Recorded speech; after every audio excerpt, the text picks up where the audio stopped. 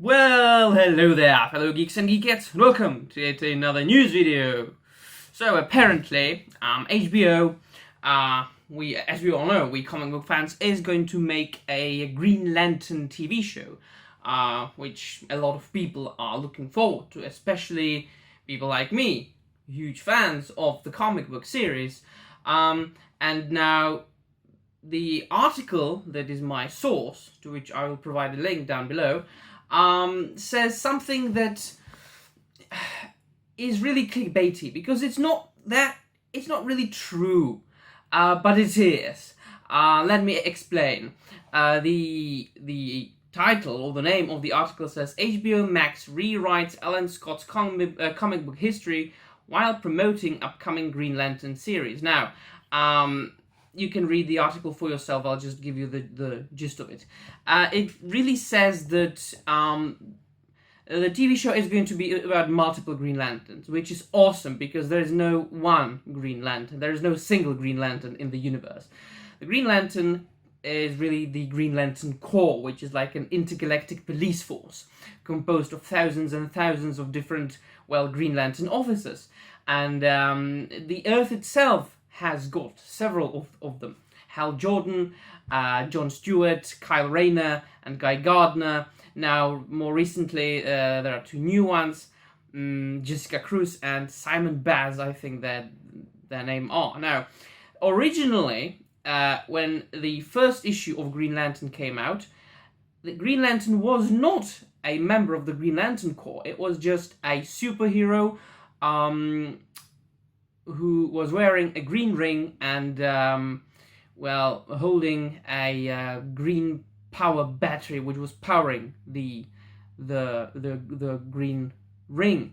Now, using this green ring, the Green Lantern, Alan Scott at the time was able to perform great deeds, right? He was able to make constructs, and in this way fight his enemies. Now, that's, as I said, different. The Green Lantern Corps, who used their power rings and their power batteries, they are quite different because their own power batteries and Green Lantern, they work more on the power of will.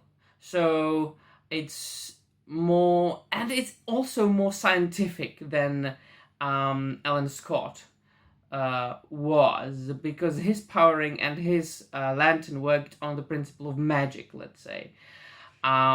So yeah, and the article also says that this particular character, Alan Scott, is going to appear in the Green Lantern series by HBO Max, and that he's going to be gay.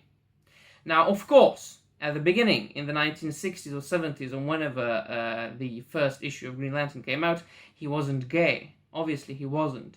But in 2012, I think, when DC Comics launched their, they launched it at 2011, but right after, or very soon after they launched their New 52 relaunch, or reboot, it was when they renumbered 52 of their titles and gave most of the characters new origins or different origins.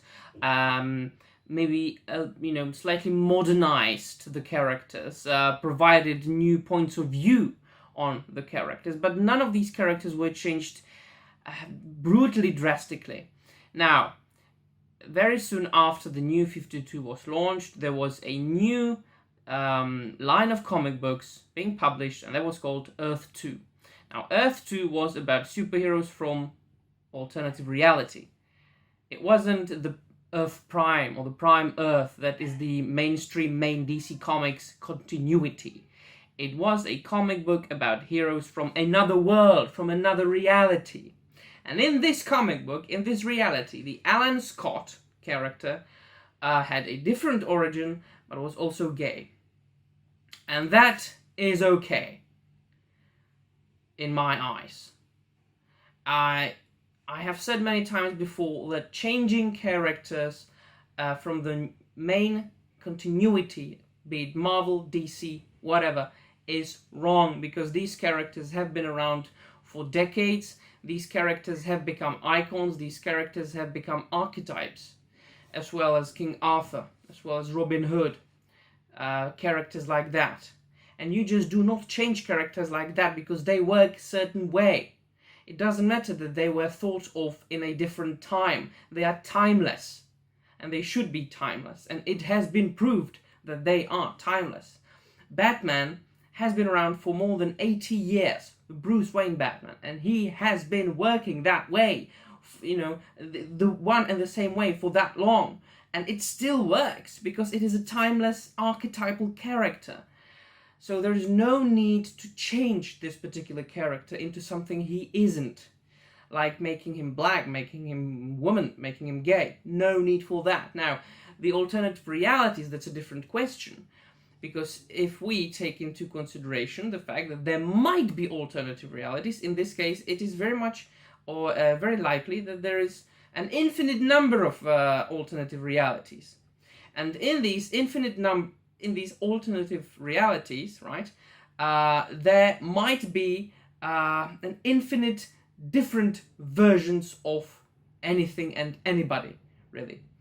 Myself, in a different reality, I could be a woman, or I could be actually quite handsome, right? Or, I could be the president of the United States of America, who knows? Because it's an alternative, different reality, different world, separated from our world, from the main world that we know. So in this case, if the HBO Max decides, which I don't think,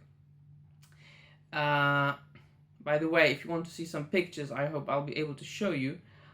So this guy, the one in the red, this is Alan Scott, the original Green Lantern, and he's going to appear in the show with other Green Lanterns, which are already the members of the Green Lantern Corps. And this, my friends, was one of the... There was a nice picture of the first appearance of Alan Scott. Well, one of them is here, right at the beginning of the article. As you can see, even his outfit is very different. He wears, well, red, blue, and purple, right? And in the New 52 relaunch, he looked like this. So he looked more like a member of the Green Lantern Corps. So this is the Alan Scott from the Earth 2 story where he was gay. Absolutely alright. Actually, some of my favorite comic book stories are set in different realities from the main DC or Marvel universe or multiverse, such as Superman Red Sun. That's one of my favorite DC comics or Superman stories. And it's a story of what if Superman didn't, or Kal-El didn't land in the United States of America, but instead in the Soviet Union. So we've got a Soviet Superman there, wearing a sickle and a hammer instead of his S symbol. As a matter of fact, I've got a statue of him from Sideshow Collectibles, which is quite pricey. You can't see it because it's down there, but that just proves that alternative realities are okay, as long as you don't drag these changes into the main continuity, such as Marvel did with Iceman, one of the, well, best known X-Men characters. Iceman has been around for decades as well, and just a couple of years ago Marvel decided to make him gay, and they said, oh, he was gay all along, or he has been gay all along. No, he fucking wasn't. I've read about Iceman dating girls and loving girls and being all over girls, and suddenly he's gay? Now, come on, that's like, I know it's comic books, but that is too sci-fi even for me, even for comic books, right? So if these things are done properly, like this, it's okay. No problem with that. Now there is another question. Is it really important to drag sexuality into adventure stories?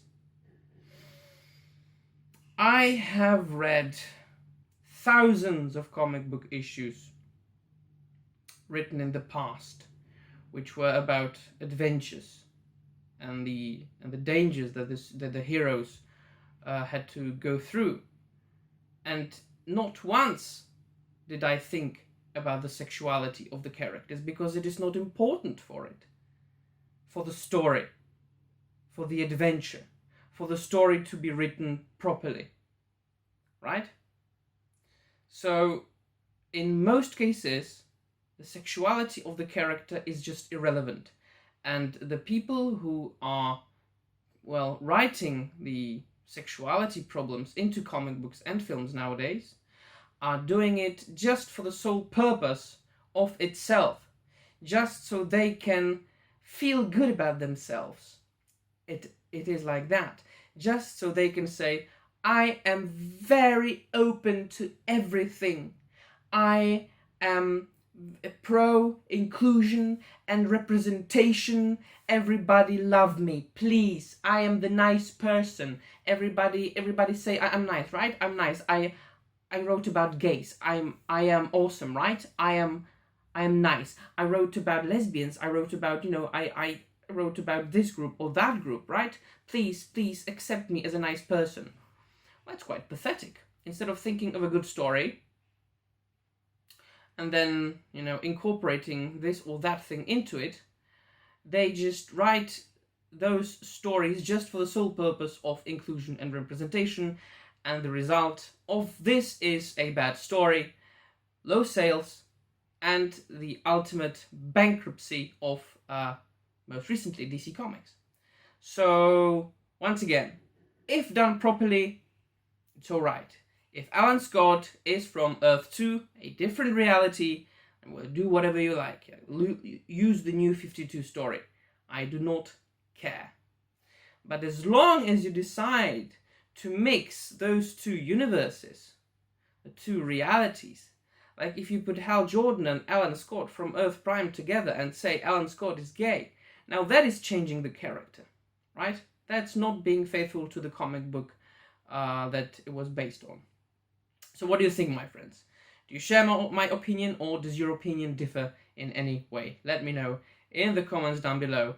And that would be all from me. Thank you very much indeed. Do not forget to dislike this video if you don't like it, or like this video if you like it, and subscribe to this unimportant channel of an unimportant geek talking about unimportant things. Bye.